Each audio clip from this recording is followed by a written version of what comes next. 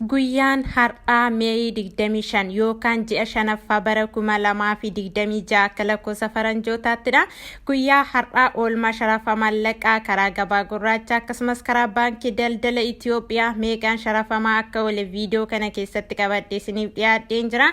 Kanneen akka Awustiraaliyaa doolaara, yuuroo, Canada dolara, India rupee, pound sterling China, hewan America dolara, Kuwait dinar, Saudi riyal, Dubai dirham, Oman riyal, Israel shekel, Suudin kroni, Bahrain dinar, Jordan dinar. Kanneen kana fakkaatan meeqaan akka oolan viidiyoo kana keessatti waliin ilaalla.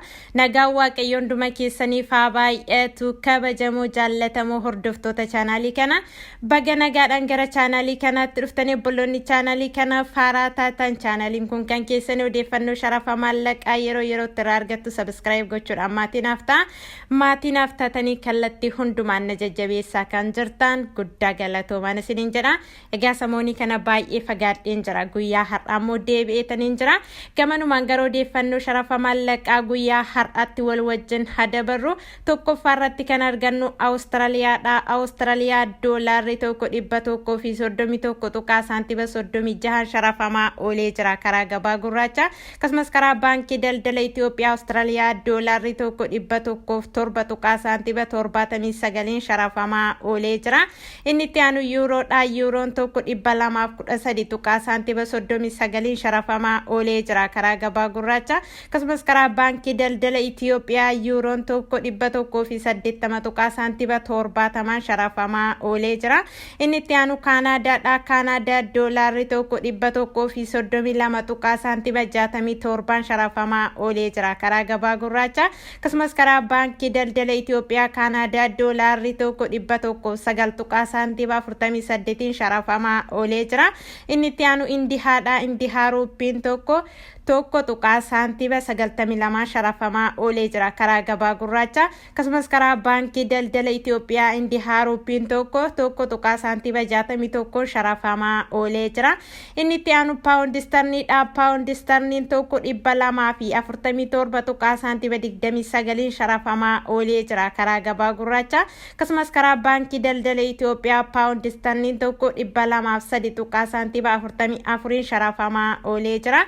Inni itti aanu Chaayinaadha. Chaayinaa heewaan tokko 26 tuqaa saantiba 97 sharafamaa oolee jira karaa gabaa gurraacha. Akkasumas karaa baankii daldala Itoophiyaa Chaayinaa heewaan tokko 22 tuqaa saantiba 27 sharafamaa oolee jira.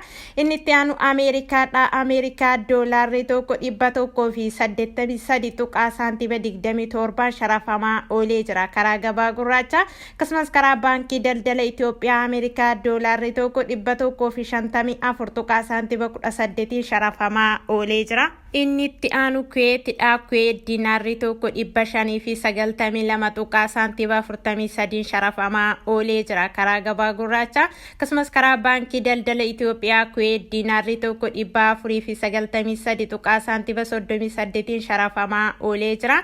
Inni itti aanu Saudiidha. Saudi riyaalli tokko 48 tuqaa saantiba 96 sharafamaa oolee jira karaa gabaa gurraacha. Akkasumas karaa baankii daldala Itoophiyaa Saudi riyaalli tokko 41 tuqaa saantiba 08 sharafamaa oolee jira. Inni itti aanu Dubaayiidha. Dubaay diraamni tokko 49 tuqaa saantiba 90 sharafamaa oolee jira karaa gabaa gurraacha. Akkasumas karaa baankii daldala Itoophiyaa Dubaay diraamni tokko 41 tuqaa saantiba 98 sharafamaa oolee jira.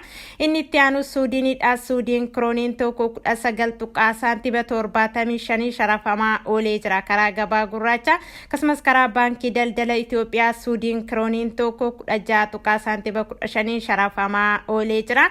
Inni itti aanu Omaanidha. Omaan riyaalli tokko 476 tuqaa saantiba 60 sharafamaa oolee jira karaa gabaa gurraacha. Inni itti aanu Israa'elidha. Israa'el shekel tokko 63 tuqaa saantiba 45 sharafamaa oolee jira karaa gabaa gurraacha. Inni itti aanu Bahaareenidha. Bahaareen diinaarri tokko 485 tuqaa saantiba 74 sharafamaa oolee jira karaa gabaa gurraacha. Inni itti aanu Joordaanidha. Joordaan diinaarri tokko 258 tuqaa saantiba 49 sharafamaa oolee jira. Xiyyeeffannoon sharafa maallaqaa guyyaa har'aatiif qabadhee isiniif dhiyaadhe kana fakkaata. Egaa sharafni maallaqaa torbee kana keessa hedduu gadi bu'ee jira. Gadi bu'uus ol ka'us baruun keessan isin fayyadan isiniin jedha obbolaa kiyya. Obboloonni Beeruutii fi Joordaan jirtan Ameerikaa doolaaraan herreegadhaan isiniin jedha obbolaa kiyya. Qophiin kun yoo isinitti tole laayikii godhaa riyoottan keessaniin fayyada jettanii yoo yaaddan sheerii gochuun dagatina.